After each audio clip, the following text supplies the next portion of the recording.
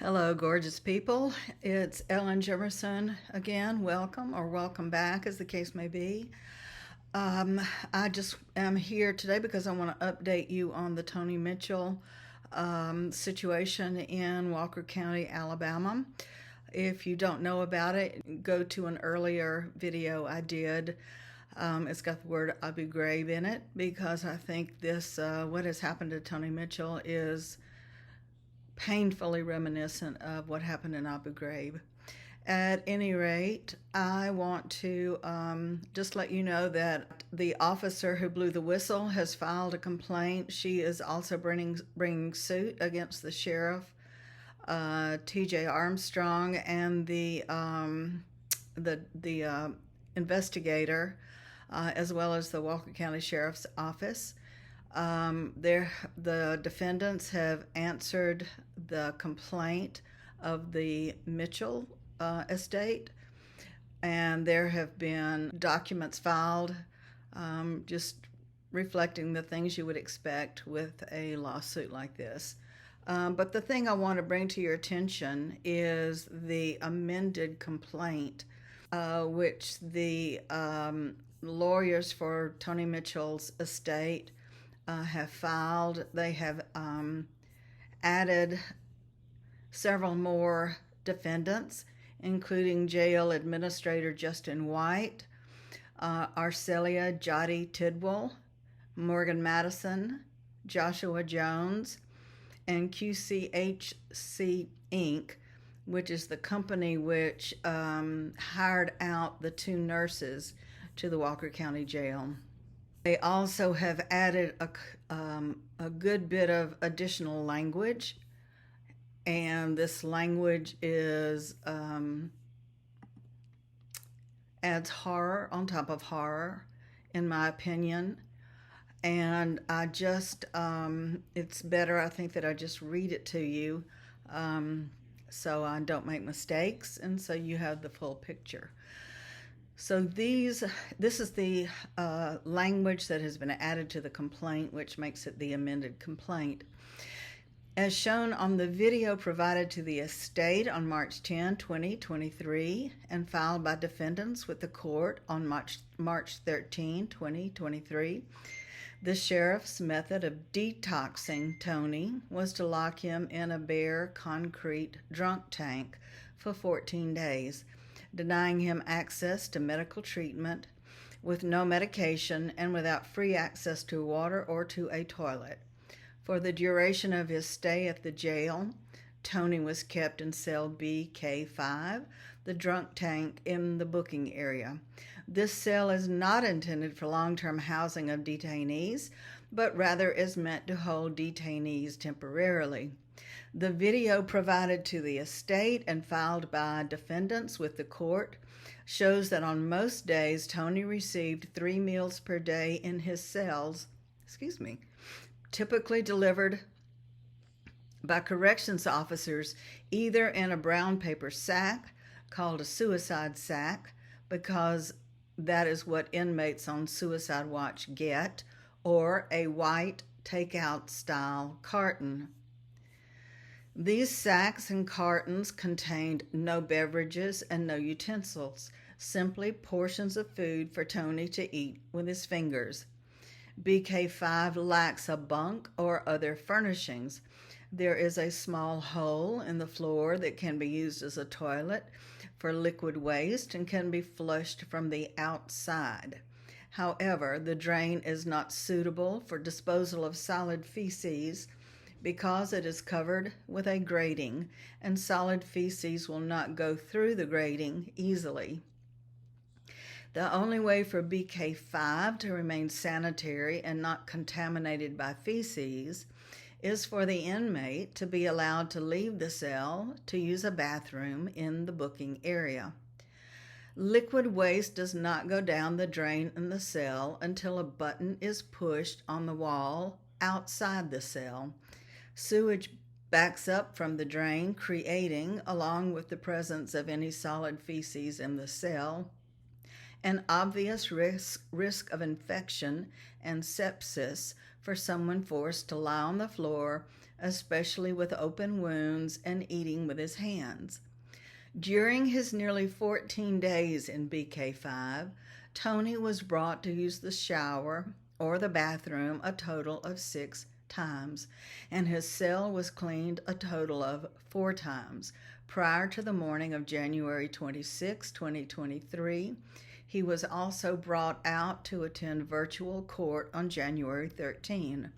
On several of the occasions when he was brought out of BK5 for a shower, Tony's naked body was visibly soiled with feces. BK5 was contaminated with feces for much of Tony's confinement in the cell.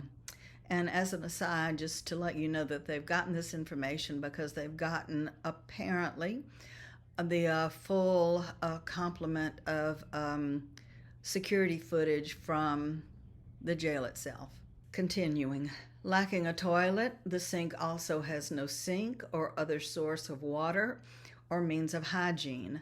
The only way an inmate in BK5 has water to drink is if a corrections officer or trustee brings him water in a cup, or if the inmate is allowed out of the cell to get his own cup of water, or to take a shower and is able to drink from the shower.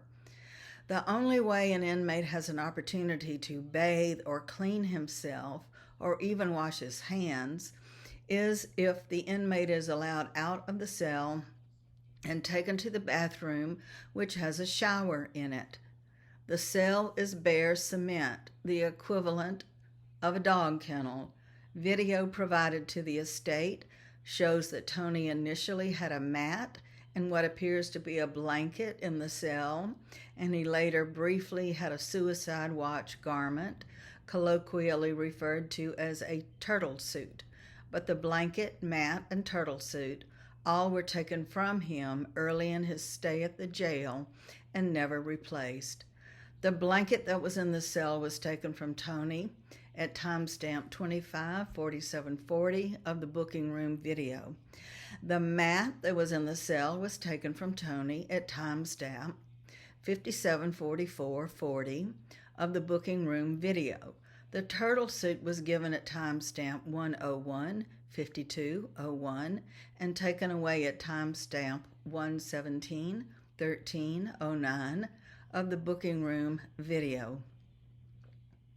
After the morning of Tuesday, January 17, 2023, Tony had no mat, no blanket, and no turtle suit in BK5 and had to lie naked on the bare concrete floor. Corrections staff have the ability to intentionally subject inmates in BK5 and, to a lesser extent, other inmates in the booking area cells to frigid temperatures by means of the climate controls in the booking area. For this reason, BK5 is referred to by some longtime corrections staff and inmates as the freezer.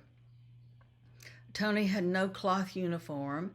As a result of the sheriff's suicide watch policy or protocol, he was eventually given a flimsy uniform made of non-cloth material similar to a hospital gown at 2:21:56:40 of the booking room video, but the material of this gown degraded under the stress of tossing and turning on a bare concrete floor. Tony spent most of his incarceration, which my aside was 2 weeks, either mostly or completely naked on BK5's bare concrete floor. Tony was denied access to medical and mental health treatment. After an initial visit to the medical area upon his booking into jail on January 12, 2023, Tony was placed in BK5. After being placed in BK5, Tony received no medical treatment from medical personnel, not even after being tased on January 15, 2023. Even though medical staff were present in the booking area twice daily and otherwise as needed, once Tony was placed in BK5 at around 5:36 p.m., January 12, 2023.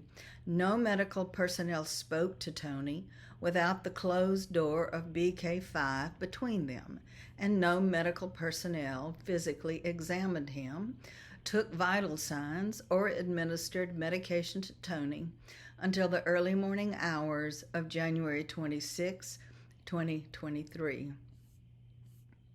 Tony's medical records state that he had required Haldol injection 1/14/23. However, the booking video shows that Tony never left his cell on January 14, 2023, and further shows that medical personnel never entered his cell on that date or any other date prior to January 26, 2023. So unless the booking video has unexplained gaps, or unless the date is wrong and he received the Haldol injection on January 12, 2023, prior to being placed in BK5, this entry in the medical records is incorrect, and Tony never received such treatment.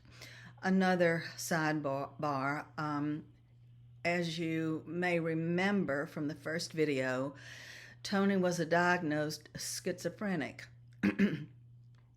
On top of that, he had lost 100 pounds in a 3-month period and was a user of methamphetamines, which had caused his teeth to rot out. So I looked it up and learned, and I think I'm correct in this, that Haldol is a treatment for schizophrenia. Notes in Tony's medical records for January 17, 2023 state in part, unable to perform medical intake. Patient remains uncooperative and combative. Jail staff does not feel safe removing inmate from cell for medical at this time, and unable to do intake due to jail staff not being able to bring him out due to being so combative. Similarly, the mental health professional was unable to access Tony to provide treatment and unable to communicate with him effectively through the closed cell door on the 2 times the mental health professional attempted to do an intake. The medical health practitioner's note, dated January 17, 2023, states, in part, patient interviewed at his cell door, BK5, noted feces on the door and food pushed out of the bottom of the cell door. According to CO report, patient has been extremely confused, agitated, and combative. At time of interview today, the patient appears to be more coherent than in previous days per CO report. He is able to have a logical conversation with me, able to state his name, but was unaware of the time, place, or situation. Reoriented patient to time, place, and situation.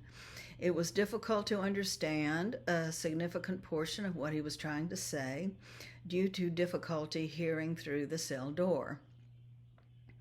The mental health practitioner's note, dated January 24, 2023, states, attempted to interview patient for initial mental health evaluation. Patient remains in booking with COs unwilling to remove him from his cell due to continued combative behavior.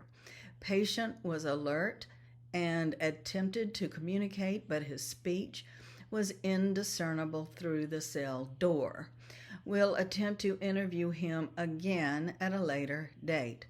All corrections officers were aware of Tony's serious medical need for mental health treatment. As an entry in Tony's medical records dated January 17, 2023 states, per guards, thinks he is Jesus, extremely combative, spreading feces on walls, trying to assault guards, throwing food trays.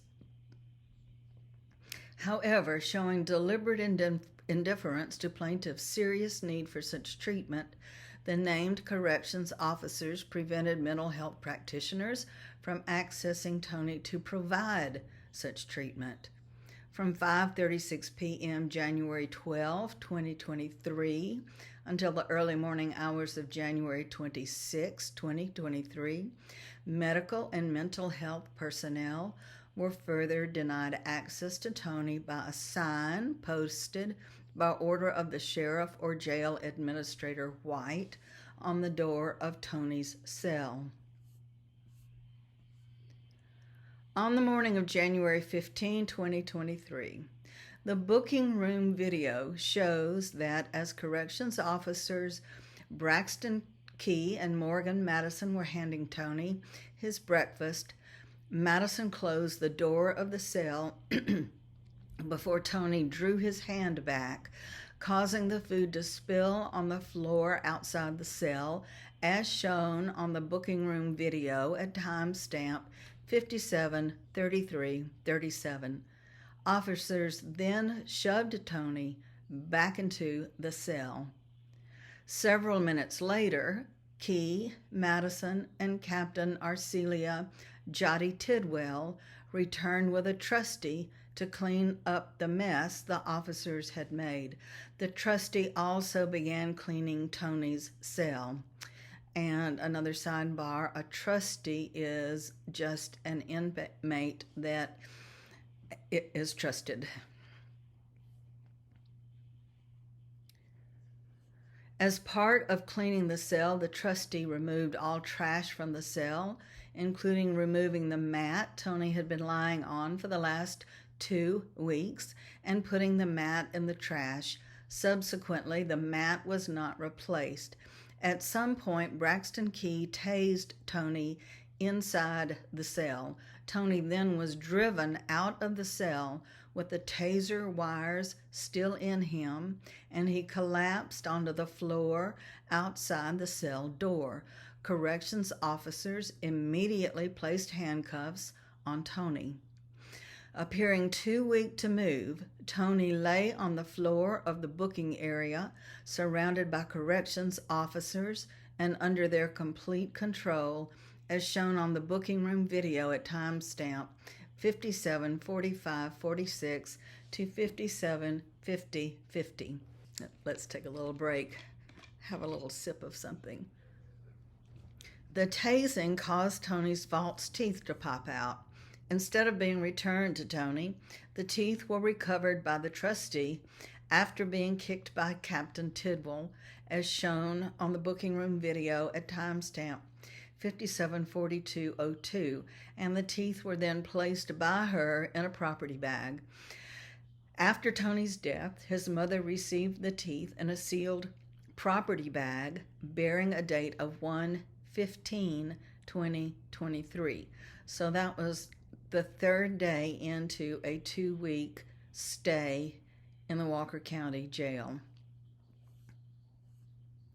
As part of the same incident, Key and Madison then stood Tony up, and with Tony apparently too weak to stand on his own, with the taser prongs and wires still in him, and propelled him naked on his feet toward the office adjacent to the booking area, where there is a bathroom and a shower, with Madison coming behind holding the taser, as shown on the booking room video at 57:50:50.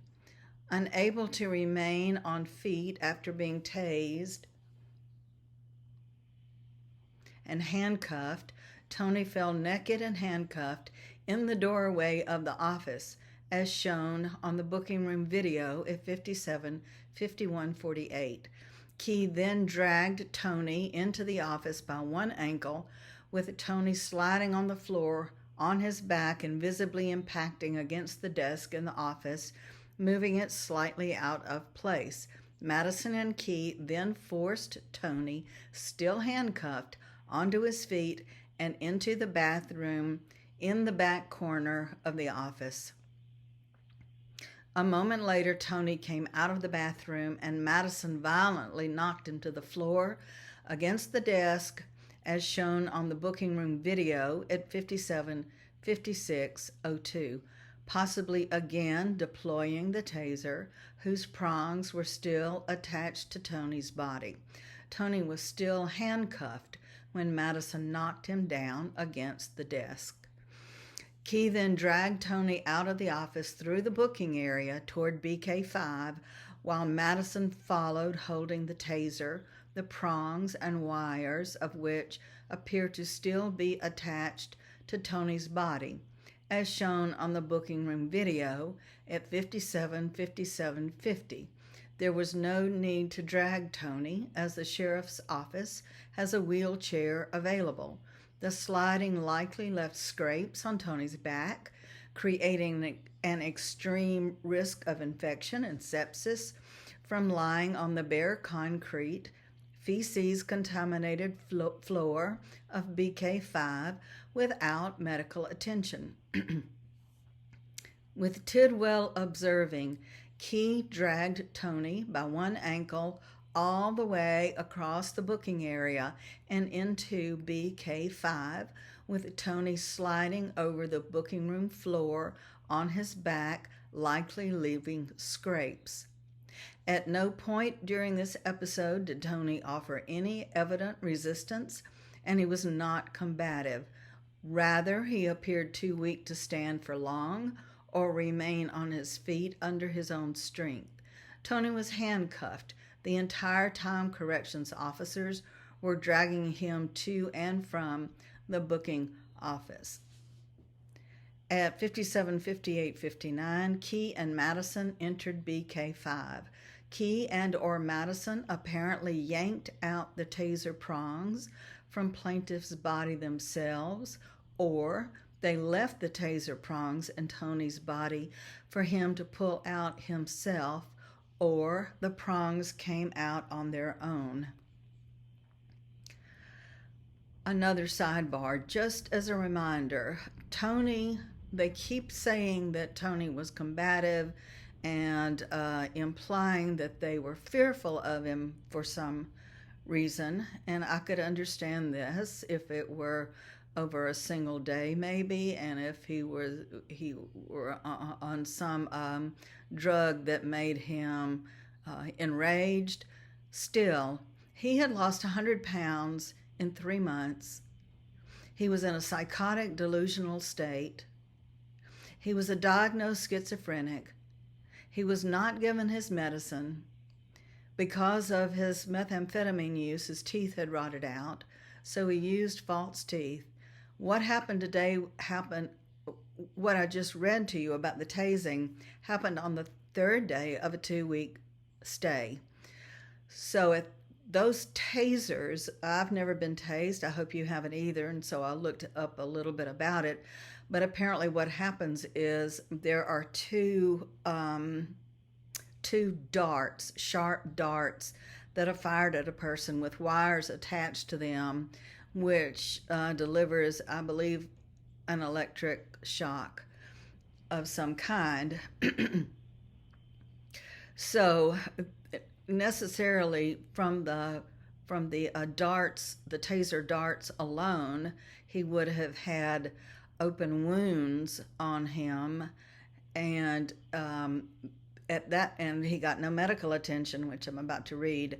But clearly, having those wounds on top of everything else, and him lying in his own feces and in his own urine for 10 days, that is a serious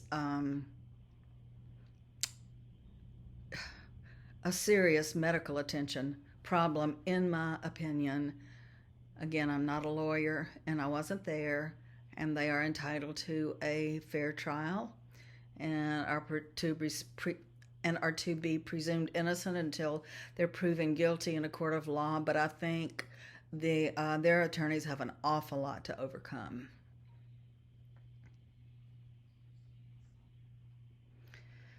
The booking room video shows that Tony did not receive treatment by medical personnel in the minutes, hours, or days after he was tased. In failing to obtain medical treatment for Tony's taser wounds, Key, Madison, and Tidwell were deliberately indifferent to Tony's serious medical need for treatment after being tased and to a substantial risk of infection and or sepsis as a result of being placed back in the feces-contaminated environment of BK5 with such wounds. Instead of receiving medical and mental health treatment, Tony was left on a cement floor, in a feces-contaminated environment with open, untreated wounds, presenting an obvious and unreasonable risk of infection, sepsis, and serious bodily injury or death. Defendants Key and Madison were deliberately indifferent to this risk, as they knew that anyone with taser wounds must receive medical treatment. On the morning of Thursday, January 19, 2023, the booking room video at timestamp 162:49:29 shows Tony lying with one arm out of the cell, apparently begging the COs for a second cup of water after they have given 1 cup of water to him. Instead of giving Tony a second cup of water, Madison enters the cell, drags Tony back away from the door, and he and Key close the door at 162:53:48. The next day, on the night of January 20, Tony slipped, apparently because he was wet and naked from the shower. His legs buckled beneath him, and he fell on the booking room floor on his way back to BK5 after coming out of the shower, as shown on the booking room video at timestamp 194:39:45. The video shows that after Tony fell, either because Tony could not stand back up or because Denzel Mitchell did not want to wait for him to stand or did not want to get a wheelchair to assist him, Mitchell dragged Tony back to the edge of BK5 by Tony's ankles. Mitchell and another CO then lifted Tony to his full height because Tony still could not stand on his own. The two COs together then shoved Tony forcefully into the cell, and Tony tumbled to the floor before they shut the door. Prior to the morning of January 26, 2023, the last time Tony was outside his cell was early evening on Saturday, January 21, 2023, when corrections officers opened the cell and provided Tony with a gown made of a flimsy, non-fabric material, as shown on the booking room video at timestamp 221:56:30. The booking room video shows Tony partially rolling out of his cell before corrections officers hauled him to his feet. Tony stood hunched over with his hands on his knees, leaning against the door frame of BK5 as a trustee fastened the gown around him. Tony stood outside his cell for several minutes while a group of corrections officers and a trustee conversed around him, but he did not leave the vicinity of the cell. The booking room video shows that Tony had difficulty remaining standing as he continued stooping down, leaning his hands on his thighs, and at one point seeming on the verge of sitting before backing into the cell. At 2:22:04:48, corrections officers returned Tony to the cell without taking him to the bathroom or shower. Tony would not leave the cell again after this until the morning of January 26, 2023.